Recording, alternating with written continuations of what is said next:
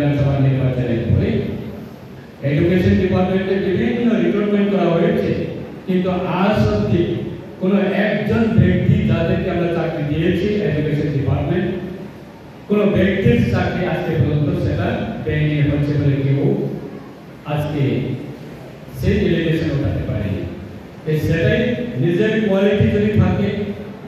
নিজে যদি এলিজিবল হয়, কোনো ব্যক্তি পৃথিবীর মধ্যে আপনার চাকরিকে কেউ আটকাতে পারবে না। সেই এলিজিবলের মাধ্যমে আজকে আমরা আপনাদের আমাদের জেলা পরিষদের সহযোগিতায় সেটাই আপনার কোয়ালিটি কোয়ান্টিটি বা আপনাকে এলিজিবল করার জন্য আজকে এই ছোট্ট একটা উদ্যোগ। আমার ব্যক্তিগতভাবে আজকে যারা উদ্যোগ নিয়েছেন আপনাদের সবাইকে হার্দিক অভিনন্দন জানাই, এবং যারা ক্যান্ডিডেট আপনারা যারা এসেছেন প্রত্যেকে আমাদের চ্যালেঞ্জ থাকতে হবে। আমার সঙ্গে দুজন চেয়ারে বসে রয়েছে, কিন্তু দুজন চেয়ারে বসে থাকা